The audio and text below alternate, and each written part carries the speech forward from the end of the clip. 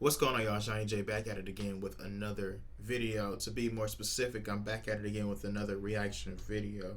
Big ups to Too Spooky. Let me say that now. Big ups to Too Spooky for creating this video that I'm about to react to. It's called Explaining the Behelit. How do they work? Different types. Berserk explain. Now, the Behelit is something that's very, very important in Berserk. You see, at least from what I've seen, because I've seen all the original anime episodes, so go on my channel and check that out. I've watched every single one, and I'm watching the films. I've seen the first two. I'm about to start watching the third one real soon, and I've only seen two Baileys. I've seen the one that Griffith had, which is the red one, and it was one that I think snake type demon had at the beginning of the original series, which takes time in more of a present day slash future. It takes time in a little bit more ahead of the actual story of Berserk. If you get what I'm saying, you know what I'm talking about, right? So that one was a green one, and the one that Griffith had was a red one, and I think the red one was the main one, if I'm not mistaken, because it seemed like that was like the main one, and the green one or any other colors weren't as like up there as the one that Griffith had. So I'm very, very curious to see what exactly are the Behelits in depth. I know they're more so tied to one's destiny and how they're, at least in Griffith's aspect, how he was going to get to this low point, and then ultimately he was going to use that to, I guess you could say, sell his soul and the people that were tied to his soul in order for him to reach this level of this high level where he can accomplish his goal of owning a kingdom. So I'm very, very curious to see exactly what the title says, how they work, and the different types. So let's get into this right now. Explaining the Behelit. Big ups to Too Spooky once again. Let's get it.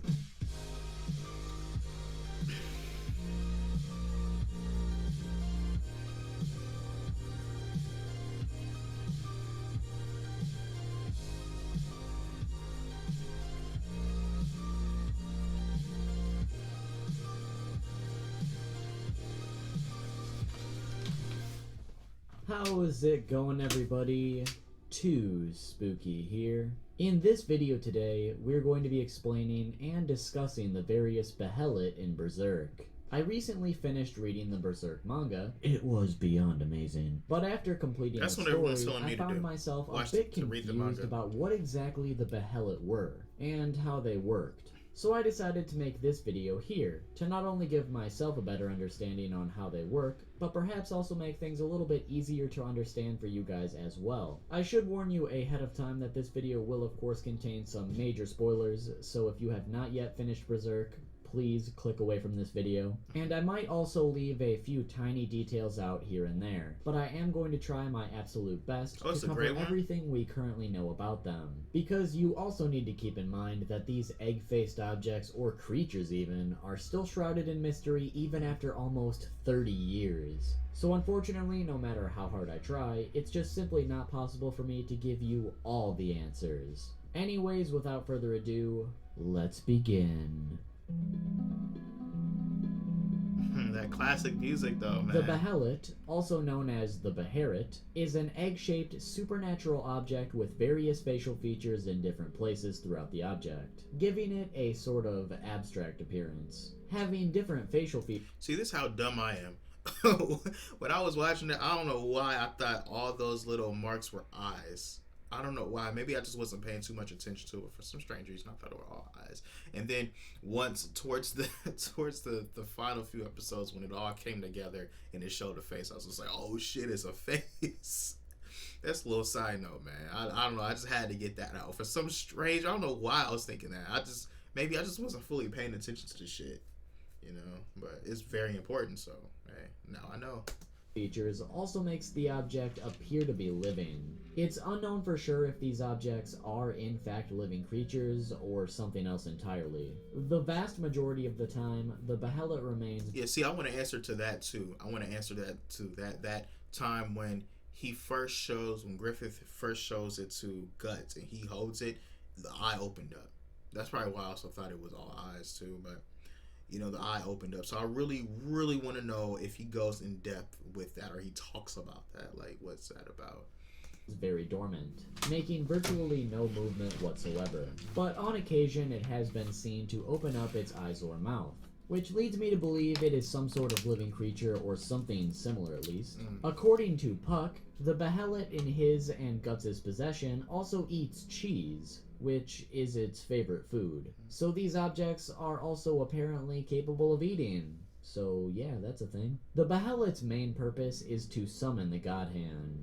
And before we go any further than that, I need to quickly explain causality. To put it simply, causality is the law of cause and effect in the world of Berserk. It is described as a force, one which governs every individual's place and purpose in the world. Or to put it differently, in the world of Berserk, everything that happens in this world is caused by an endless chain of events that can, in theory, not be stopped, or essentially events that have been planned very far ahead of time by some higher power, or perhaps even the idea of evil. Meaning that because See, that was something that they didn't really speak on in the anime. And big ups to the subscribers, man, because y'all really told me about. Well, I won't even say subscribers, just people that watch my videos and comment. People told me, or someone told me, or most people told me about the God Hand and its influence on the characters and the anime. Which, because I remember, I was like, man, it's just too coincidental that Griffith ends up in this river or lake or pool of water, whatever, and he finds the Behelit that was thrown out by the torturer. I was just like, that's too coincidental. And someone was like, well, the God Hand made it so that it was pretty much, I guess you could say, his destiny. It was already placed out there that he is going to get this. This is going to come back to him. And they also mentioned that the anime series didn't do a good job of showing the God's Hand's influence throughout the series. So big ups to y'all, man, for telling me that, man, because now that he says it, it really puts more backing to what was said by you guys. And they and someone else said was like, yeah, the manga does a much better job of explaining the God Hand and its influence. So like I said, big ups to y'all for that. Because these events have been planned ahead of time, everything that happens in the world of Berserk is leading up to those specific events, which leads to more cause and therefore more effect in an endless, unbreakable cycle. However, although these events are seemingly unstoppable due to causality, not everything is set in stone, and certain events can be altered slightly. This is mainly where Guts comes into play, as he was able to deny his fate as a sacrifice and fight his way out of the eclipse with Casca, although this was seemingly only possible due to the Skull Knight's intervention, meaning that these two surviving is a way to show us that not every little detail is set in place. Or even if everything is supposed to be set in place originally, it is possible to slightly alter fate, and that's essentially why Guts is called the Struggler, because throughout his entire journey, he is constantly trying to break causality by altering the events that are destined to take place. Guts simply surviving is proof of that. However, altering the way things are supposed to be also creates unpredictable effects, once again bringing us back to cause and therefore effect. Causality is a bit of a complex subject, but hopefully that made it slightly easier to understand.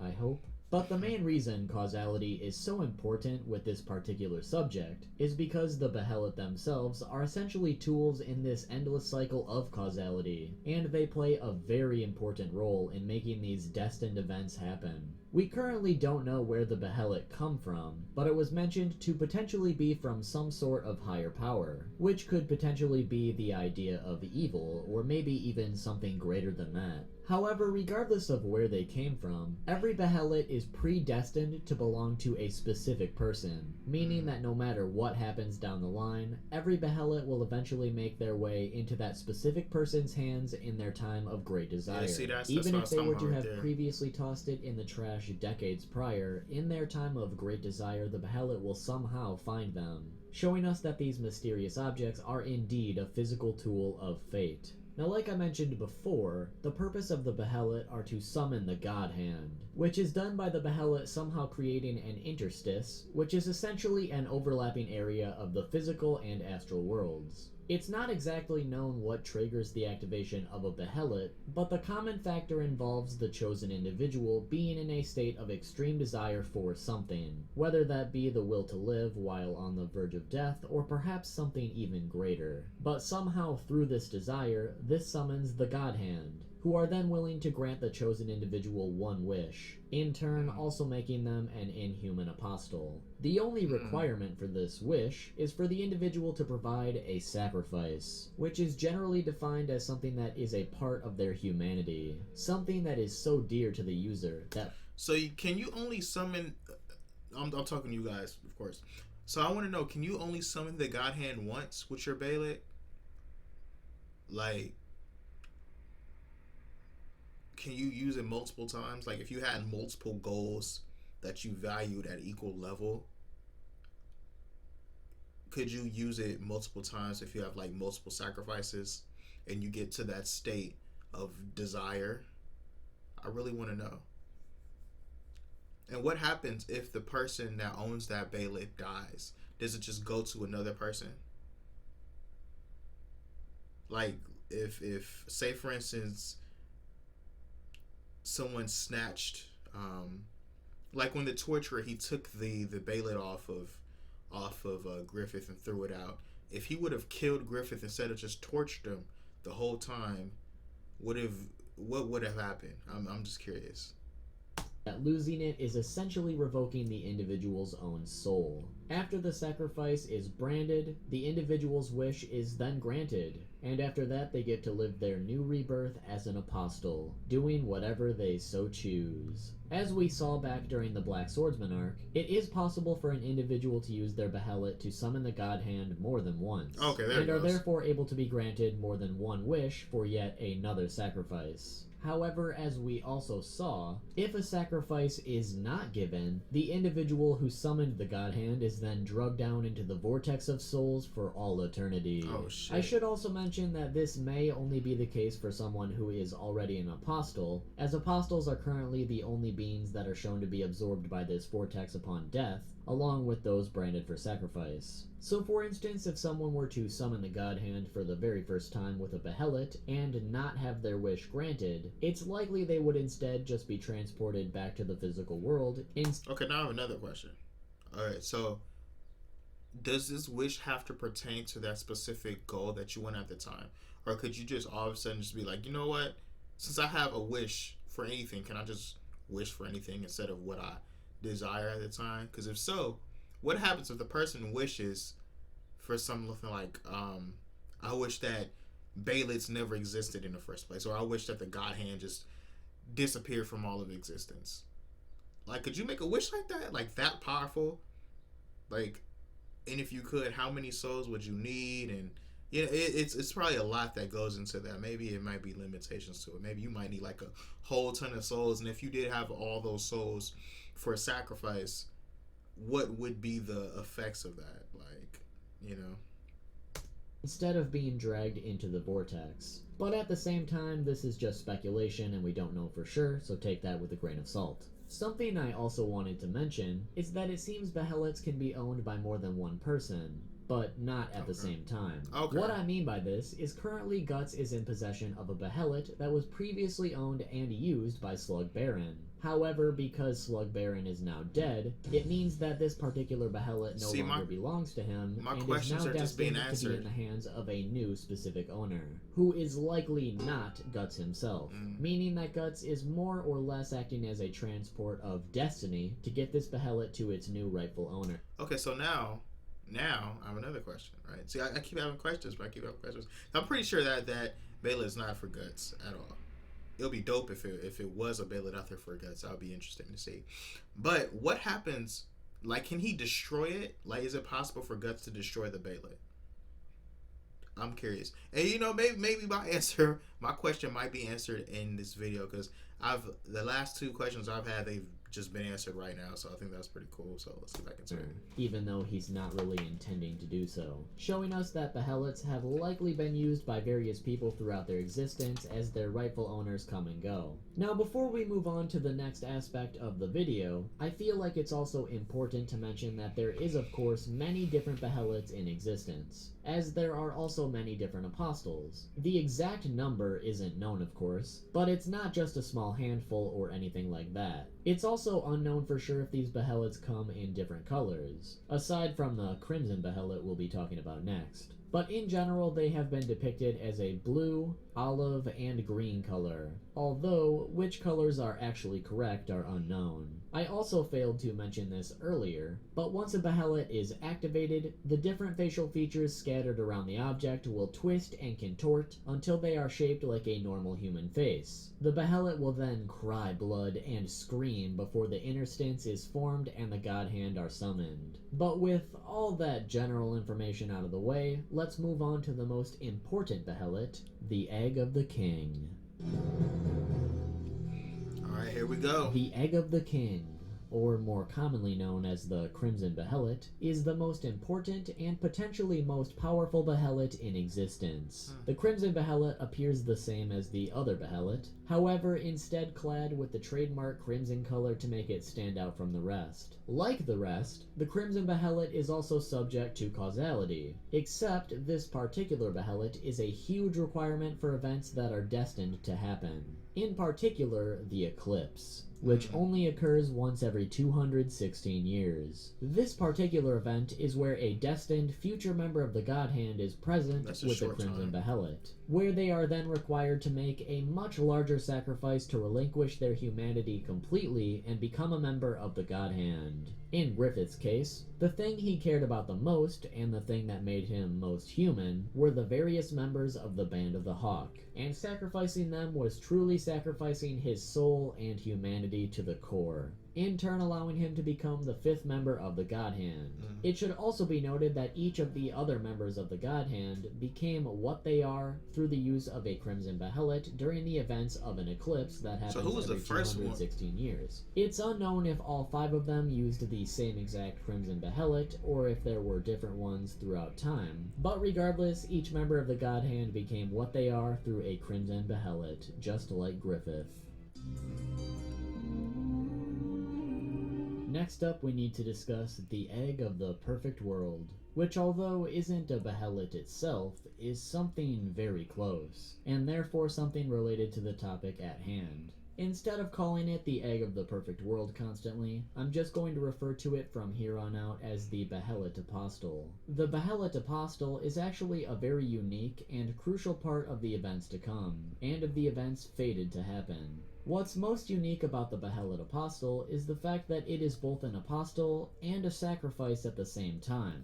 Like we mentioned earlier, a sacrifice is required for a wish to be granted, and therefore without a sacrifice, there can be no wish. Well, in the Behelit Apostle's case, before they actually became an apostle, they were nothing, in every aspect of the word. They were born deformed, with no family or friends, not even a name, simply known as nobody. Due to his deformed appearance, he was outcast by anyone who saw him, forcing him to stay as far away from people as possible, which to therefore keep away, he dug himself a hole in the ground to stay away from everyone. Due to the massive amount of bodies piling up from the plague, the people of Albion began throwing the dead bodies in nobody's hole, not knowing that there was actually someone down there. And after countless bodies piling up higher and higher, nobody was eventually crushed to his last breath.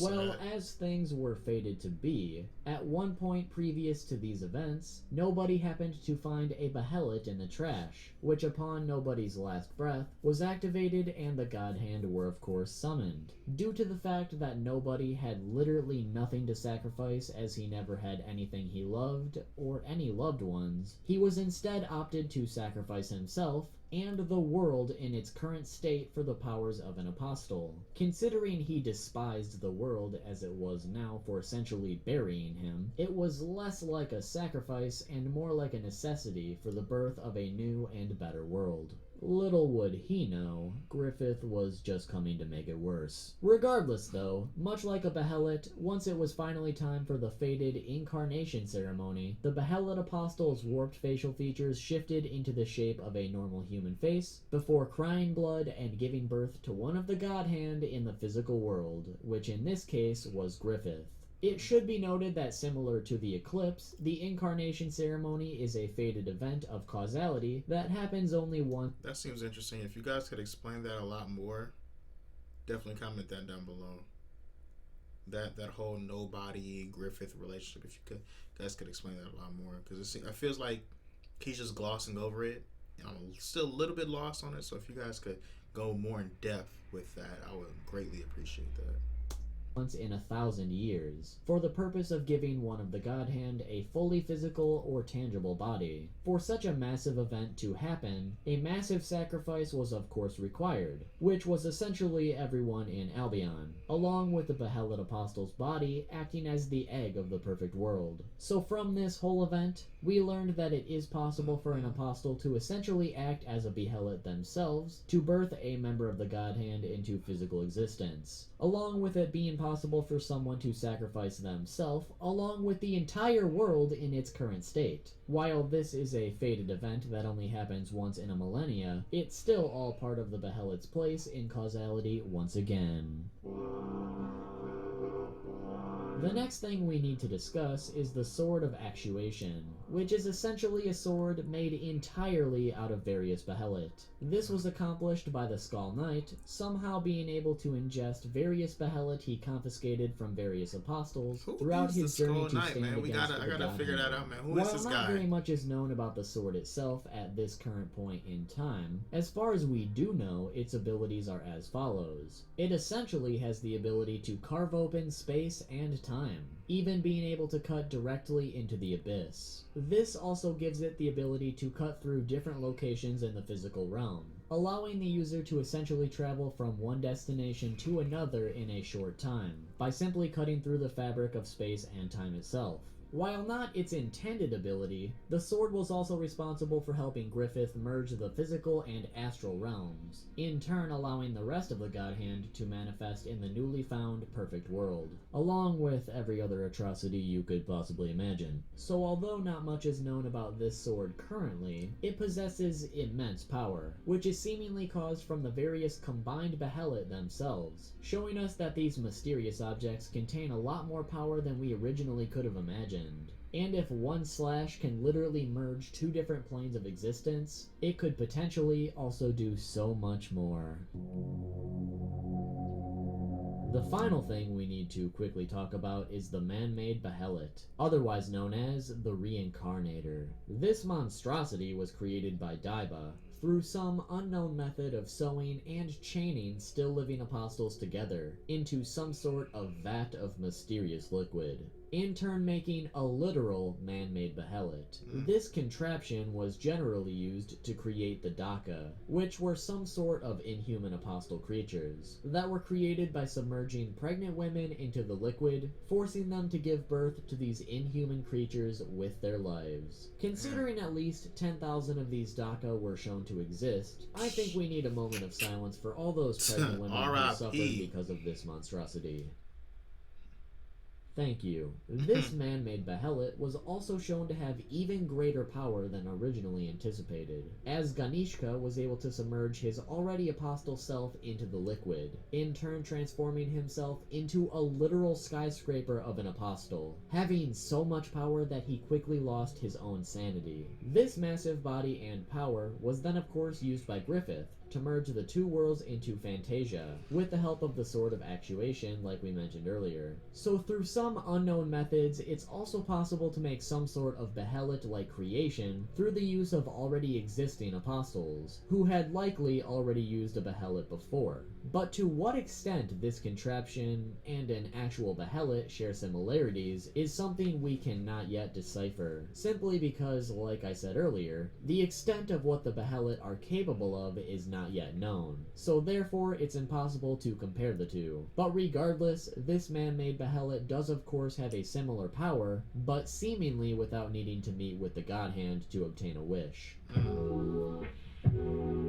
At this point in the story, that is currently everything we know about the Behelit themselves, and anything that bears a similar resemblance, purpose, or powers to a Behelit. I may have forgotten to mention a few details here and there, but for the most part, I think I've covered it all. Hopefully that gives you a better understanding of these mysterious egg-shaped fetishes, and what role they play in the world of Berserk.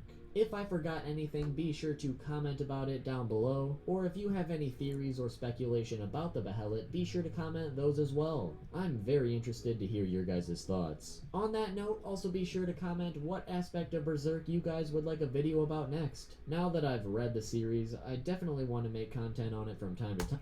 Alright, I'm gonna just cut it off there. It just seems like he's gonna go on and on. But anyways, this was a pretty good video. Like I said, I really liked how I would ask a question and he would answer it right after, but there were questions throughout this that I still need a little bit of clarification on, and I asked those throughout the video. So definitely, if you guys know the answers to those, throw those down below. This is a very, very interesting topic because I feel like I said, when I first started, I thought it was a bunch of eyes and I wasn't really paying too much attention to it, and I'm pretty sure a lot of people weren't really paying too much attention to it. But then as the series goes on and it gets really to the meat of the series, you see how important these Behelits are. And yeah, man, even when you look at Griffith's the egg of the king and that how special that one is, if you guys know exactly why it's called the egg of the king, definitely comment that down below as well. And you know, now the topic of that one character, Nobody, and his relationship with the Behelit and, you know, Griffith, and then now you see the man-made Behelits. You see how deep this series goes, and man, it's incredible to see that, you know. And yeah, man, it really makes me want to go and read the manga. And if I do that, I really want to, I don't know, I have to figure out like a creative way to like read it and do like a YouTube type of thing on it. I don't know. I have to really figure that out. But yeah, man, like I said, if you guys know more about the Behelits and it's tied to the God Hand and destiny, and you know, some of the questions I had, like, can you destroy them, and what are the ramifications for destroying a Behelit, and all these things, just throw that down below in the comment section. Some of the questions, like I said, already got answered. And do you guys think, because this is me being completely oblivious to like the rest of the manga past what I saw in the anime, do you guys think that there is a Behelit out there for Guts, because he is the struggler, he's the one that is breaking the quote unquote what's made as destiny? Is, do you guys think there's a Behelit out there for him? And if there is, what do you guys think his wish would be? And if you guys had a Behelit, would you guys make that sacrifice in order to make that wish? You know, I'm just curious. And if, oh yeah, I also want to know, besides the personal questions,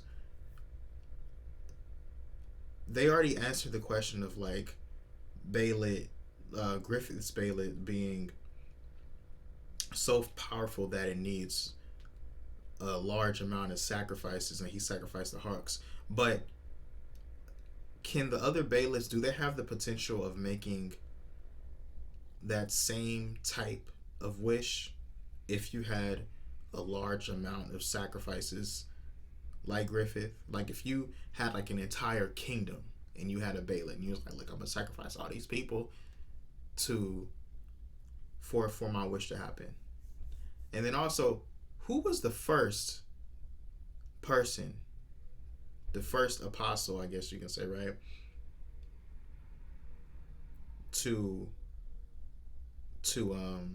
make that sacrifice? Because you know they say Griffith is the fifth one, right? So who's the first one? I'm just curious. And how were they presented? Because you know, when you see Griffith in the series, he was presented when all of them were up there talking to him. All four of them was up there, and then, you know, they gave him the information. But if you were the first one, how would you have known, right? Because you just see a hand there. I don't know. Anyways, I don't know. I kind of drifted away from me asking you guys the questions about like, what would you guys do? Would you guys do it? But like I said, yeah, man, would you guys do it? Me personally, I don't think I would, but maybe I might. Maybe I might. You know, if I'm put in that type of situation, I probably wouldn't. I know a lot of people be like, oh no, that's like selling your soul and all that stuff. That's all BS. That's completely BS. I'm pretty sure a lot of people. I know I did a video on me talking about selling the soul. I think it's up now. I'm not sure, but anyways, go and check that one out. But I'm pretty sure a lot of people would do it. A lot of people definitely would do it, especially in a time like this that we're in. Anyways, it's me just ranting. Let me get off of that. This is Johnny J. Hit that like button, subscribe to my channel. Follow me on my social media sites, link in the description box down below. Big ups to Too Spooky once again, really good video. And if there's any other videos you guys want me to react to, throw those down below in the comment section. I will react to them on the days that I do like reactions like this. But anyways, it's Johnny J, and I'm out.